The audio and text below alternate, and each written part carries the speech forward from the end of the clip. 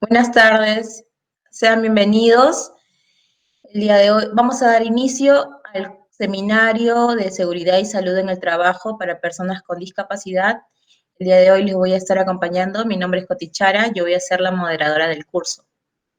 Este curso está dirigido a supervisores de seguridad y salud en el trabajo, jefes de equipos de trabajo, ejecutivos, profesionales de la especialidad.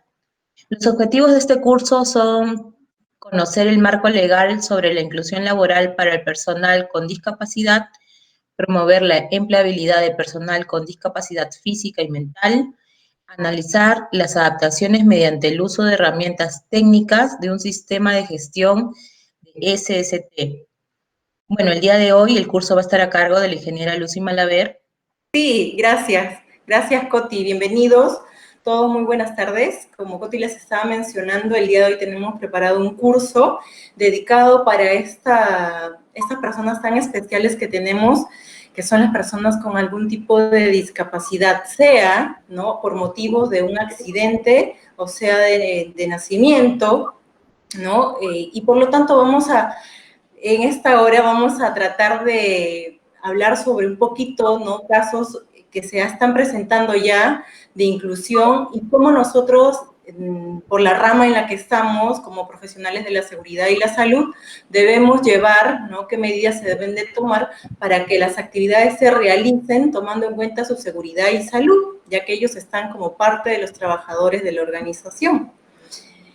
Bien, entonces vamos a iniciar el contenido. Como ven en la pantalla, estamos con una breve introducción, el marco legal, algunas medidas que se van a tomar y vamos a tener también, voy a sacar acá el puntero, dentro de estas medidas de prevención, la seguridad en el trabajo, higiene ocupacional y la salud, ¿no? La salud ocupacional. Si bien es cierto, para estas tres últimas ya existe una normativa vigente, ¿no? También hay leyes y normas, tanto para la seguridad como la salud y la parte ocupacional de la medicina. Vamos a tener en cuenta cómo estas se deben ajustar, ¿no?, a una ley que ya existe desde el año 2014, existe desde el año 2012 y se reglamenta en el año 2014, que es la Ley de Personas con Discapacidad. Y bien, vamos a iniciar. Tenemos como objetivos, número 1, conocer este marco legal, ¿no?, empaparnos un poquito más del tema, porque es importante incluirlo, como vamos a ver más adelante, en nuestra matriz legal, como en nuestra matriz de I+C también.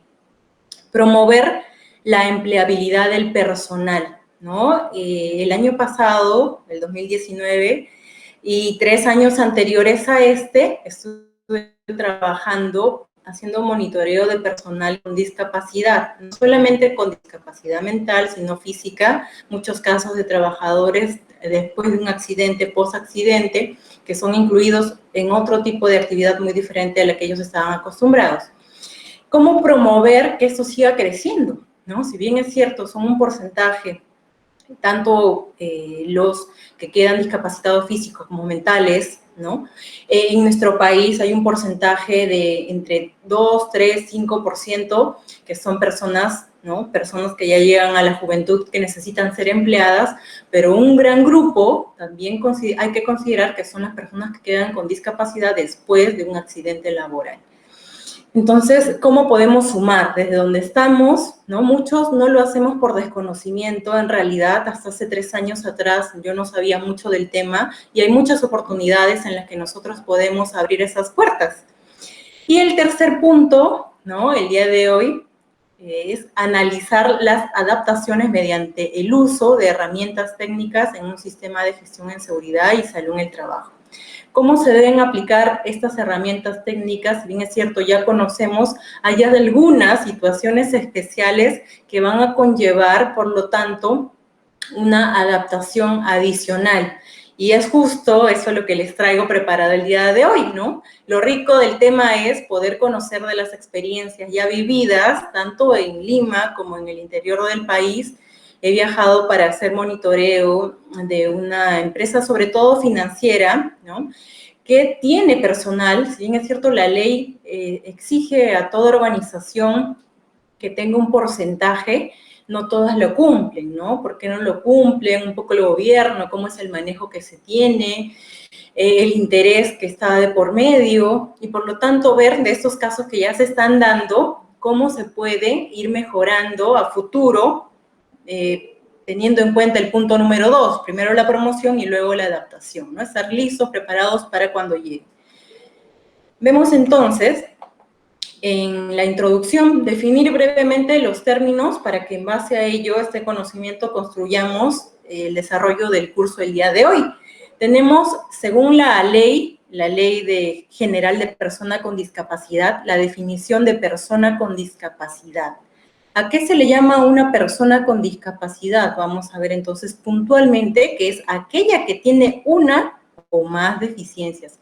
Pueden ser físicas, pueden ser sensoriales, sentido, vista, oído, ¿no? Una persona ciega, una persona sorda, una persona muda, mentales, y en las mentales nos referimos al síndrome de Down, autismo, derrame cerebral de nacimiento, ¿no? O alguna otra que ha sido adquirida en el desarrollo de su actividad, de su vida, un accidente no solamente laboral, sino un accidente de tránsito en su hogar, ¿no? Como ha habido casos, ¿no? Una señora que se rodó de la escalera de 3 pisos y rodó hasta el nivel 1 y luego de ello tuvo una lesión en la zona cervical, quedó en coma 3 meses y cuando se quiso reincorporar a su trabajo, ella ya era una persona con discapacidad, porque quedó totalmente cuadraplégica, pero en un proceso fue retomando. Ella también tiene su carnet de CONADIS y corresponde a este grupo.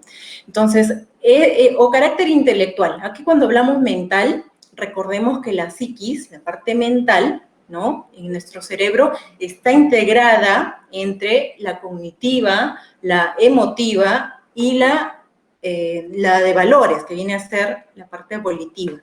Voy a darle acceso a Grover. Continúo. Y por lo tanto, el decir intelectual es una parte de la mental, ¿ok? Así lo vamos a entender para tener las definiciones claras según los avances médicos, la neurociencia. Hola, Grover. Por ahí tenemos un ruido. Por favor, cuando ingrese, como se les comentó en su correo, tener el micrófono apagado, por favor.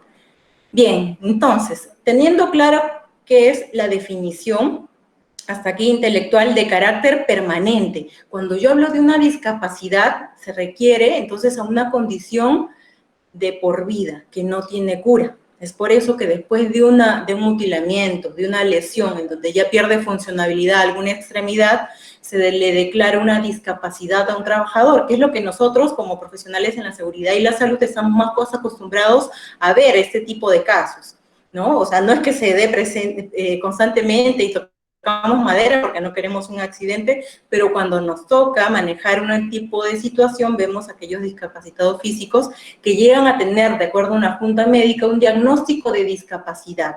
Lo mismo ocurre con las discapacidades mentales. Son aquellas que ya por su naturaleza conllevan a no tener una cura, ¿no? No hay un tratamiento en la que vayan a salir de este cuadro. Y aquí vamos a definir también luego discapacidad mental. ¿Qué será una discapacidad mental? Entonces tenemos que es una alteración en el desarrollo del ser humano caracterizada por limitaciones significativas tanto en el funcionamiento intelectual como la conducta adaptativa. Y aquí vamos a ver casos, por ejemplo, ¿no? Los niños que nacen con síndrome de Down. Aquellos niños tienen una deficiencia cognitiva, es cierto, ¿no? En el nivel medido mediante un test cognitivo, en su desarrollo, y esto ya viene genéticamente, porque sabemos que ellos en el cromosoma tienen un cromosoma más que nosotros en el par número 23, ellos traen un cromosoma adicional y por lo tanto es que se genera ¿no? este síndrome. Tenemos también a los niños autistas con el trastorno del espectro autista, los niños TEA, ¿no? Que ellos no solamente, no en su mayoría tienen una deficiencia intelectual, sino que sobre todo es social, ¿no? porque tienen un trastorno en su neurodesarrollo que los lleva, por lo tanto, y son rasgos generales, porque sabemos que hay diferentes grados, conocemos también que cada caso es especial, no podemos hablar y cortar a todos por la misma tijera. Tenemos una subdivisión dentro de los niños autistas que son los Asperger, ¿no? Que ellos no tienen problemas intelectuales, sino tienen problemas en la sociabilización. ¿Qué es lo que se dice? ¿No? Ojo que hablamos de forma general, porque conozco varias excepciones. Entonces, tenemos aquí también, dentro de esta discapacidad mental, aquellos casos que son derrame cerebral, ¿no? Tanto de nacimiento, nació con derrame cerebral, o posteriormente. Entonces, por limitaciones significativas, tanto en el funcionamiento intelectual como en las conductas adaptativas, que se evidencian sobre todo antes de los 18 años, que es donde empieza su etapa laboral. Este trastorno, que puede ser el desarrollo intelectual, neurodesarrollo, alteraciones del desarrollo cognitivo, este tipo comprende a las personas, como les decía, autismo, síndrome de Down, parálisis cerebral y retraso en el desarrollo, ¿no? Algún otro caso. Que los que más abundan en realidad son estos otros casos, ¿no? Que no están definidos en una u otra, sino que tienen algún tipo, de repente al nacer, hubo algún tipo de trauma. Entonces, la ley lo que nos dice es que estas personas con estos diferentes tipos de deficiencias interactúan con diversas barreras actitudinales y el entorno. No pueden ejercer o verse, por lo tanto, por ello no deben verse impedidas del ejercicio de su derecho o su inclusión plena y efectiva a la sociedad, ¿no? Hemos dicho entonces que se debe dar una inserción a la sociedad y parte de la sociedad, parte de nuestro desarrollo es el ámbito laboral, ¿no? En igualdad de condiciones. Muy bien, entonces tenemos hasta ahí claro a lo que nos referimos, porque por ahí escuché un comentario antes, ¿no? Que no se debe de decir discapacidad mental o intelectual porque se pueden sentir agredidos, porque algunas personas, porque hay algún tipo de estigma, y en realidad llamar las cosas por su nombre y decirlos con todo el cariño y el respeto que merecen estas personas no es tratarlas mal, sino es la discapacidad, por qué está definida, ¿no? Por algo que no tiene cura, y referirnos exactamente si es física o mental, ¿no? Conocemos, ¿no? Y podemos usar el término que es habilidades diferentes, porque es cierto, al tener la deficiencia de algún aspecto cognitivo o mental, en general desarrollan mucho más otro, ¿no? Al igual como el físico, desarrollan otro. Eso sí, hay términos inadecuados que no se deben de usar. Hemos escuchado de repente ahí por burla, por esto que es sobre todo ignorancia, ¿no? Que puede llevar a esta situación, pero nosotros como profesionales no debemos permitir estas situaciones, ni en el trabajo ni en ningún otro lugar. Bien, en el marco legal entonces tenemos clara la ley 29.973, que es la Ley General de la Persona con Discapacidad, se reglamenta en el año 2014, tiene su reglamento. Vamos a hablar un poco de estos artículos, referentemente a lo que se considera en el trabajo. Y tenemos también en el Ministerio de Trabajo una norma complementaria para la aplicación y fiscalización del cumplimiento de la cuota de empleo. ¿Y cuál será esta cuota de empleo, entonces, de personas con discapacidad aplicables a los empleados privados? Ok, no hay nadie en espera. Tenemos, entonces, la ley en su artículo 45 nos dice, ¿no? Que las personas con discapacidad, y habla en general de todo tipo de discapacidad, tienen derecho a trabajar de igual condición que las demás y en un trabajo libre, elegido o aceptado con igualdad de oportunidades y de remuneraciones, ¿no? Y por lo tanto, ¿no? Estas condiciones deben ser seguras y saludables, así como de justicia. La mayoría de actividades en las que se desarrollan las personas con discapacidad intelectual son motoras, ¿no? Son motoras, pueden ser embalando, empaquetando, doblando ropa. Vamos a ver un videito por ahí más adelante. En los casos que yo he supervisado han sido en estas financieras, en estos bancos, sacando las grapas de las bolsas de los billetes, ordenando los sobres de papel que para uno le puede parecer algo bastante básico, pero para ellos ya es un logro, ¿no? Por la condición, y no solamente para ellos, sino para la familia, el hogar, los padres que están detrás de ellos. Y por lo tanto, para estas condiciones, nosotros como responsables de la seguridad vamos a ver más adelante qué medidas, qué herramientas debemos tener en cuenta. Continuando con el marco legal, en el artículo 47.2 nos habla sobre los empleadores, tanto públicos y privados. Y acá está la cuota que queríamos saber más adelantito, pero antes tener en cuenta, ¿no? Como un beneficio, no de todos es el interés, de repente, tener un personal, apoyar, sumar con la empresa, a la sociedad, ¿no? Generar esta igualdad, pero para aquellos que también toman en cuenta la parte monetaria, tenemos aquí que los empleadores, tanto públicos como privados, generadores de la renta de tercera categoría que emplean a personas con discapacidad, tienen una deducción adicional en el pago del impuesto a la renta sobre la remuneración que se pague a estas personas, ¿no?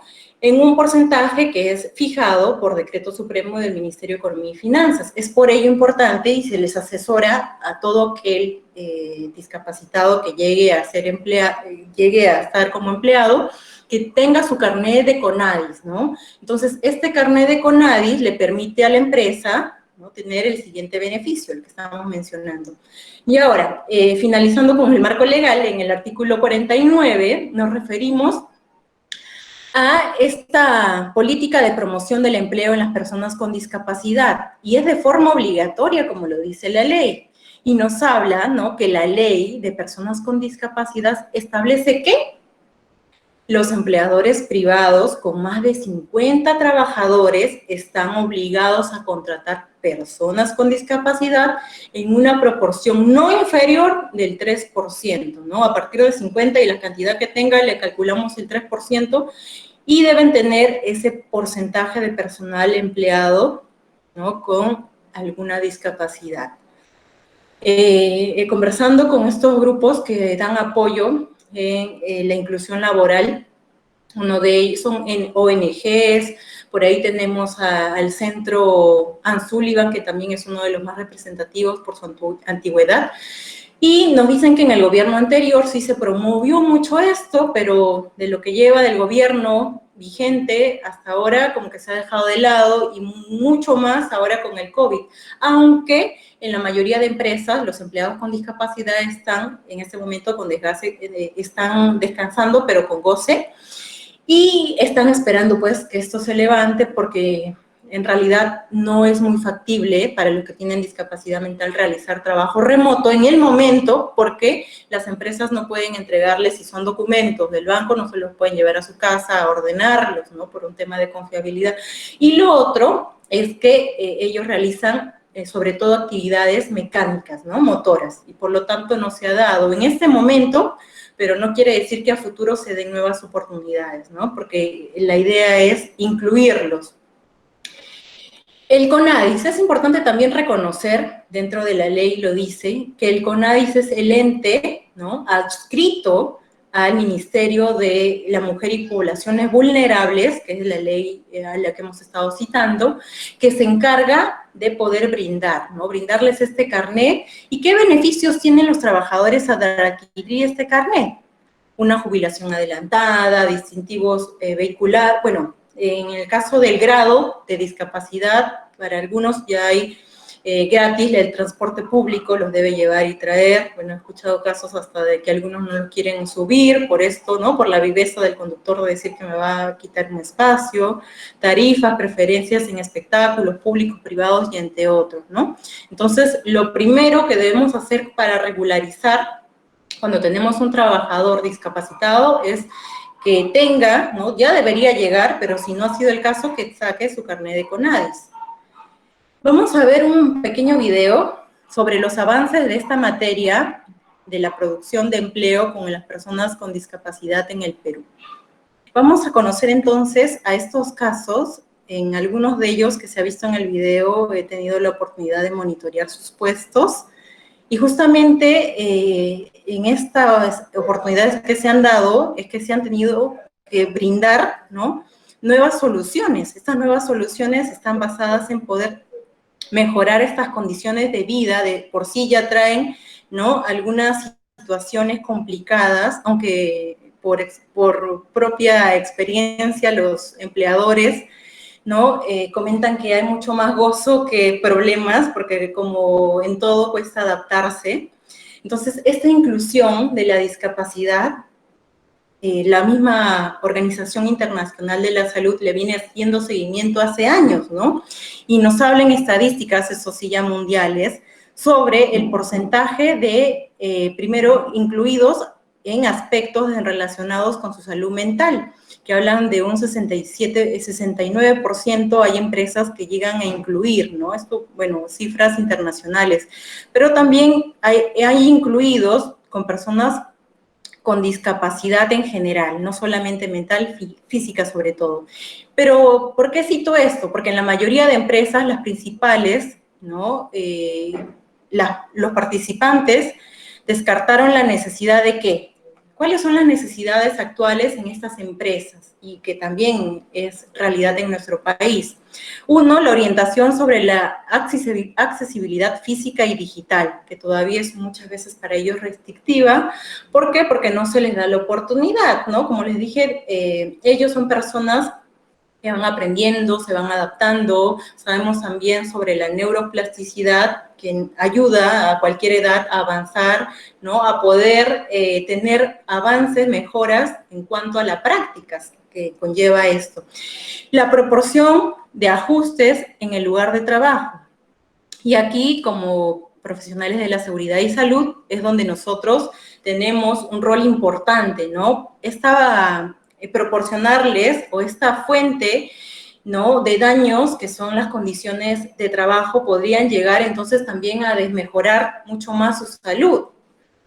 Acceso a tecnología y asistencia, y la concientización sobre la discapacidad. Un punto importante y fuerte también es trabajar en los demás compañeros sobre este apoyo, ¿no?, la concientización que debe haber. Hay algunos casos muy pocos, felizmente, en los que se ha tenido discriminación de alguna situación, y esto sumado a que la persona con discapacidad pertenecía al sindicato y llegó a tener su discapacidad años posterior a afiliarse al sindicato, ¿no? Vamos entonces, como profesionales de la seguridad, ya entramos al punto de las condiciones que nosotros debemos contemplar. Una vez que llegamos, se ha dado esta situación, se tiene la oportunidad de contar con un personal, o nosotros llegamos a una empresa y ya se tenía dentro del programa esta inclusión, lo que debemos de hacer, punto número 1, es, mediante la identificación de los riesgos en el puesto de trabajo, detectar si en su matriz de I+C se encuentran los requisitos legales que corresponden a la persona con discapacidad. Si bien es cierto, aquí me entero de todos los riesgos a los que se pone su puesto de trabajo, este debería contemplar también la ley, ¿no?, su reglamento de la ley 29973, y un punto importante es la norma A120, que nos habla sobre la accesibilidad para personas con discapacidad y adulto mayor, ¿no?, a estas áreas laborales. ¿Qué debemos conocer en estos aspectos, ¿no? Hay una supervisión que tiene que estar, por lo tanto, programada para verificar, entonces, aquello que indica la matriz. Uno, los puntos de acceso, ¿no? Si la entrada principal de la organización tenía gradas, debería entonces tener un ascensor o una rampa. Ahora, si tiene la institución estacionamientos, contemplar uno señalizado adecuadamente para discapacidad. Tener en cuenta, ¿no?, al momento de ingresar, que los pasillos o las zonas de acceso tengan la cinta antideslizante. Luego, ya en los lugares de acceso, verificar que tengan condiciones adecuadas, como en los servicios higiénicos, las barandas, porque este es un servicio higiénico para persona con discapacidad. Y en algunas situaciones no se ha puesto la señalización. Se tenía, ¿no?, en las empresas, pero se le había dejado sin señalizar. ¿Y qué llevó a esto? Algunos no le prestan mucha importancia a tener en la puerta del servicio una señalización, ¿no?, pero dicen, ahí está, estoy cumpliendo. Pero para zonas en donde hay alta cantidad de trabajadores, ¿no?, y al tener este servicio higiénico exclusivo para, o sobre todo de preferencia para el personal con discapacidad, han abusado, ¿no? Y han entrado, y cuando la persona con discapacidad necesitaba entrar, y sobre todo había una persona con discapacidad visual, esta persona contaba los pasos para llegar desde su puesto de trabajo hasta el baño, y cuando llegaba, tocaba, y ya le daba vergüenza hasta tocar porque ese baño debería estar libre porque es para uso exclusivo de la persona con discapacidad, llegaba con un llaverito para que reconozcan que hacía ruido y ni aún así salía, ¿no? Y como tenía la discapacidad visual, aprovechaban, ¿no? Aprovechaban porque en la sede habían personas contratistas contratadas que trabajaban en el mismo piso del edificio y de repente no conocían o faltaba sensibilizar. Lo que ha ocurrido con esta persona con discapacidad ceguera es que se orinó 2 veces y en una oportunidad llegó hasta hacerse, ¿no? El 2 ahí parado, porque no conocía otro lugar a dónde llegar, ¿no? La persona que lo entrenó le indicó cuántos pasos contar hasta el baño y era el único baño que conocía. Entonces, tener en claro, ¿no? El ambiente debe estar acondicionado, pero también las personas deben tener este grado de sensibilidad. En cuanto a su seguridad, vamos a ver, ¿no? Como tenemos aquí en la imagen, todo aquello que le pueda proveer seguridad ante una emergencia, un botiquín, si bien es cierto no vamos a encontrar medicamentos o pastillas según lo que él requiera, sino ante una pequeña lesión en la cual pueda ser atendida en el lugar donde está trabajando. Y otro punto importante, y ha sido crítico en la mayoría de las inspecciones que he realizado durante estos 3 años anteriores, han sido los accesos, ¿no? Si bien es cierto, las entradas principales están ok, las zonas de evacuación tenían escaleras angostas y si esta persona tiene algún tipo de discapacidad motora, no debería estar para empezar en un piso alto, pero si lo está, si la sede no tiene más que en un edificio contratado el piso 11 o 12, tiene que bajar por ahí y tendrá, por lo tanto, ¿no? que tener una silla de rescate, como vemos en la imagen, pero no tenía ni la silla de rescate y, por lo tanto, lo que queda aquí, ¿no? es colocar como acción de mejora en la matriz del IPRC, luego de la inspección, reubicar a un piso bajo, pues, ¿no? Entonces, esta es la situación porque para empezar, la silla es costosa, y así tengamos la silla, tendríamos que esperar que todos se evacúen para que recién el brigadista que se encarga de bajarlo o el compañero que se encargue de salir, ¿no? Y entonces la probabilidad de que pueda evacuar en el tiempo necesario disminuye. Vamos a tener en el segundo punto la higiene ocupacional. Hasta aquí me gustaría conocer si hay alguna pregunta antes de continuar. Consulta. O por el chat. No se olviden que por el chat también pueden dejar sus preguntas. Muy bien, continuamos entonces. Tenemos en el tema del monitoreo muy conocido ya por nosotros, ¿no? Las condiciones en las que el trabajador va a estar conviviendo. Si bien es cierto, la mayoría de los casos de personas con discapacidad van a desarrollarse en un ámbito, ¿no? administrativo, sobre todo en oficinas, que ha sido la mayoría, el 100% de los casos que me ha tocado supervisar. Pueden ser oficinas, ¿no? de empresas constructoras, oficinas de empresas financieras, pero en la parte administrativa. Hasta las empresas mineras tienen sus sedes en Lima y tienen oficinas, ¿no? Entonces, en las mismas condiciones, según la norma ergonómica, vamos a verificar que se esté dando cumplimiento. Obviamente, si es para oficinas, nos llevaremos a referencia a las tablas de las condiciones necesarias para trabajar en oficinas, según sea la estación verano o invierno. Pero en el tema ergonómico, que es más crítico y la norma no nos apoya mucho ni nos da luces, es cómo adaptar estas condiciones ergonómicas, porque la mayoría que comentaba trabajan administrativamente en una silla, en una mesa, o algunos casos que me ha tocado supervisar que eran autistas que no querían estar sentados, ellos trabajaban de pie y tercos, o sea, no los podías llevar a sentarse, ellos querían estar de pie, entonces una mesa de trabajo, lo adecuado para ellos. Pero vamos a conocer entonces, aquí he colocado algunos ejemplos. Para empezar, muchas de las personas con discapacidad, con un derrame cerebral de nacimiento, llegan a tener dificultades en la marcha o algunas hasta hemiplegia, ¿no? Medio cuerpo paralizado. Y algunas llegan con el tiempo a empeorar esta situación a pesar de que llevan terapias. Y por lo tanto, o alguno que haya sufrido algún tipo de accidente, que haya quedado en silla de ruedas, o también después de una enfermedad en la niñez, ¿no? Como la poliomielitis, que quedan en silla de ruedas. Y por lo tanto, para ellos, ¿cómo adecuar, ¿no? Lo que nos pide la norma sobre el tipo de silla, ¿no? Porque es la silla que tiene, la que se compró, la que usa desde niño probablemente, y no hay forma, ¿no? Pero la usa también para el trabajo. Entonces, si bien es cierto, el bienestar, al estar en esta postura, ni siquiera, ¿no?, va a poder levantarse o hacer una pausa de trabajo y poder cambiar la posición de sentado, y muchas veces cuando se les recomienda, porque siempre en estos monitoreos se hace acompañado de un médico ocupacional, es que el respaldar, ¿no? Si es lo posible, si está por comprarse una silla, la recomendación es que tenga el respaldar ergonómico y pueda reclinarse, ¿no? Para que tomar el descanso de forma horizontal. Pero si no se diera el caso, ¿no?, buscar entonces que este trabajador tenga su silla de transporte, la coloque, ¿no?, al lado de su sitio y cambie de posición a una silla ergonómica, ¿no? Cambie a una silla que sí le va a servir para trabajar en la altura adecuada.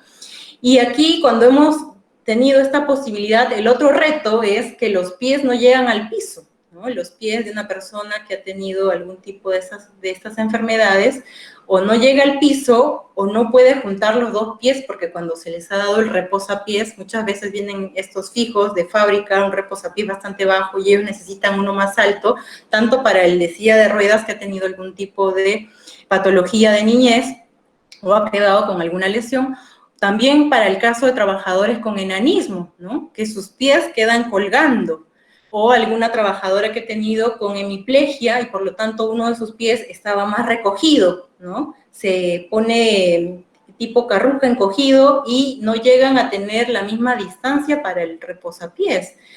Otro caso fue el de una trabajadora con derrame cerebral que, como vemos acá en la imagen del centro, no podía juntar los pies, siempre caminaba jalando, arrastrando uno de los pies, pero al momento de sentarse quedaba un pie, ¿no?, muy distanciado del otro, y por lo tanto el reposapiés que se le brindaba solamente permitía el descanso para uno de ellos. La recomendación va, ¿no?, para este caso, brindarle una silla con un reposapiés lo suficientemente extendible para que llegue a descansar en una postura cómoda. En este caso, ¿no?, que tenía los pies separados, brindarle el reposapiés, va un pie primero, va rotando el otro, va rotando, tomando estos descansos, ¿no?, entre uno y otro, porque tampoco entraban dos reposapiés debajo de su sitio, ¿no? Su cubículo era, cumplía con la norma en cuanto a espacios, pero ya no entraban dos reposapiés de estos largos. Y para esta situación, ¿no?, en realidad la silla ergonómica no le favorece para nada, ¿no?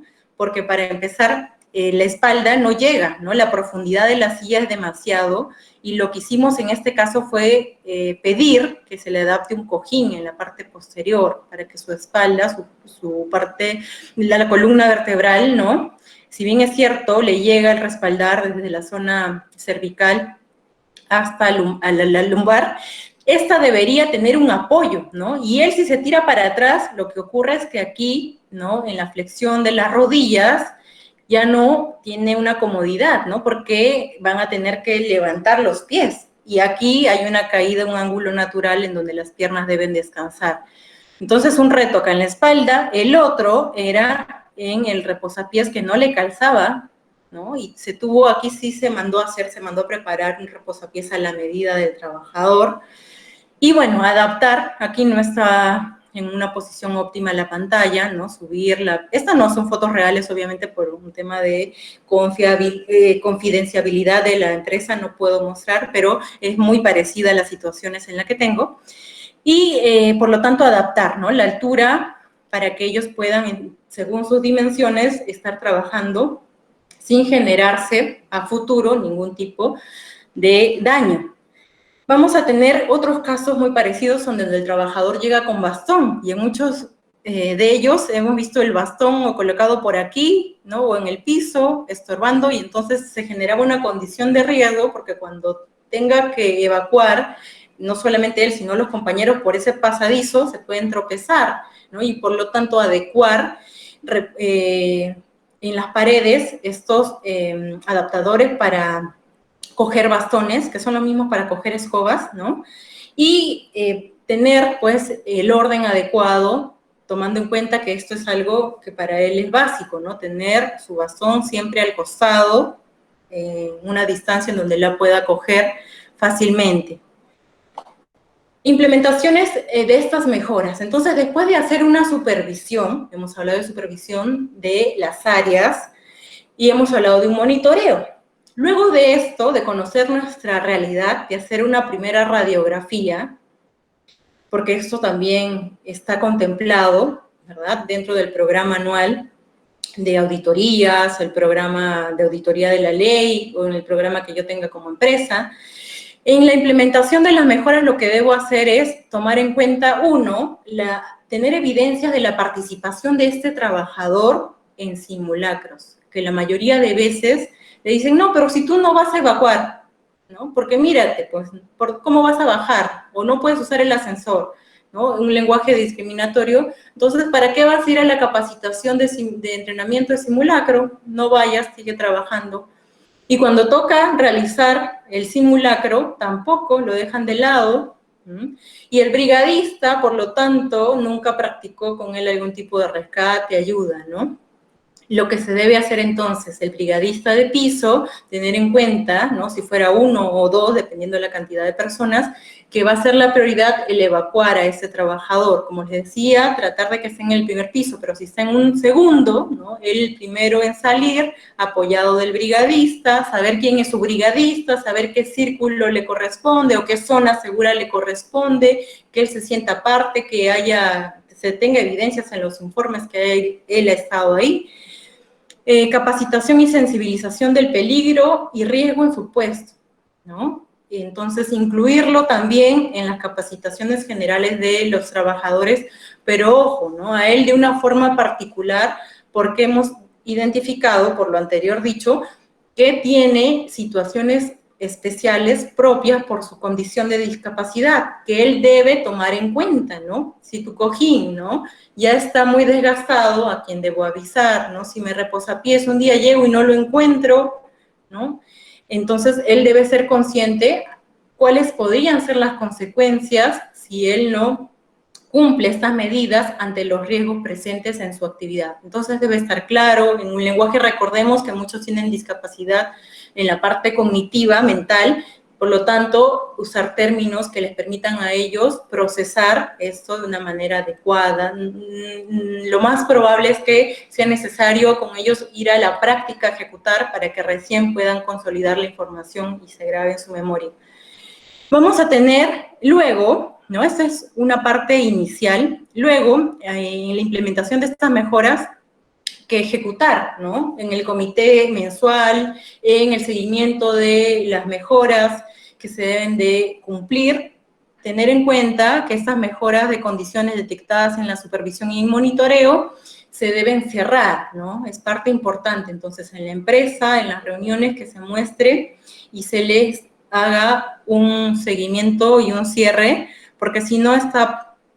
¿Cómo quedamos ante el trabajador con discapacidad? Si bien es cierto, muy entusiasta, se hizo la supervisión, el monitoreo y se detectaron algunas, ¿no?, deficiencias, pero nunca se han preocupado por levantarlas. No, se va a sentir peor que al inicio, ¿no? Al menos al inicio ni sabía que tenía, pero ahora que sabía y él pensó, y al igual como nuestra gestión, ¿no?, está para cumplir la normativa, si queda en nada, y por lo tanto, también adaptar las condiciones ergonómicas. Esta que les decía, que no hay una base legal aún en nuestro país, pero sí nos podemos apoyar de normas internacionales que nos ayudan a conocer cuáles son estas condiciones que se deben brindar. Ojo, que recuerden, tenemos el criterio como profesionales tanto en seguridad e higiene, ¿no?, que es parte de la salud ocupacional. Vamos a tener entonces que conocer, ¿no?, de acuerdo a las dimensiones de mi trabajador, biométricas hablo, ¿cuáles serían entonces las mejoras por hacer, ¿no? Y cada uno de ellos será un caso, pues, muy distinto a otros, y ahí viene el trabajo en lo especial que conlleva esto, ¿no? Consolidar en el I+C con los planes de acción. Lo que hacía entonces para este tipo de actividades, ¿no? Los entregables en cuanto a la inspección, es para empezar la lista de chequeo de verificación de las condiciones en donde se han tomado en cuenta lo de la norma A120 sobre la accesibilidad para discapacitados y el cumplimiento de todos los controles de acuerdo al I+C, ¿no? Pero adaptados.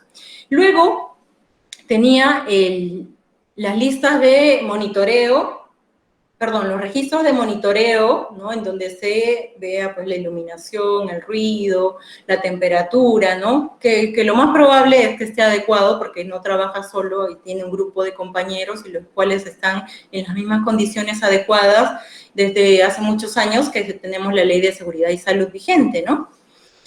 Luego tenemos entonces que consolidar esta información actualizando el I+C, generando un informe de esta inspección o supervisión en donde se indique, ¿no?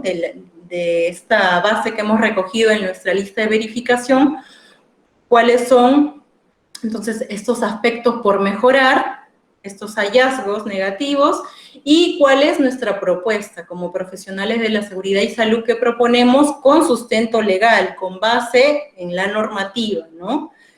Y conlleva entonces, por lo tanto, hacer un seguimiento.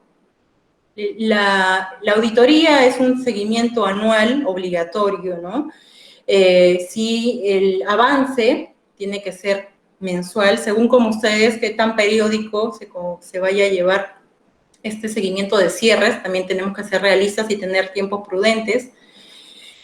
Y otro punto importante es la capacitación en temas de pausas activas. Muchas veces se ha tenido deficiencias y se han tomado recién después de una inspección en cuenta las pausas activas, ¿no? Estas que deben darse de acuerdo, como dice acá, a su discapacidad, ¿no? Yo no puedo decir, ya cumplí con decir cuáles son mis pausas activas, mandé un flash por el correo, a todos mis trabajadores ya saben, viene un entrenador, pero lo que ocurre con el trabajador que está en silla de ruedas, que anda con bastón, que no tiene, pues, ¿no? Esta movilidad, o de repente, si tiene una deficiencia mental, para él no es tan fácil ejecutar solo, ¿no? Tengo que enfocarme en esto, ¿no? En estas deficiencias que puede tener en la comprensión de la información, cómo se la estoy dando y si le va a servir o no, porque ¿de qué vale una pausa activa para alguien que esté en silla de ruedas y no ha sido específica, ¿no?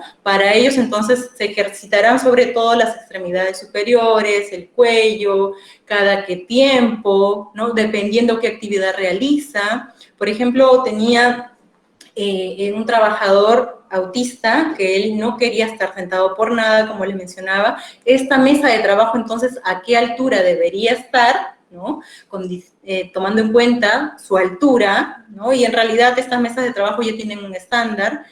En el piso, la alfombra si va a estar de pie o va a estar en marcha, ¿no? Tengo que considerar eso.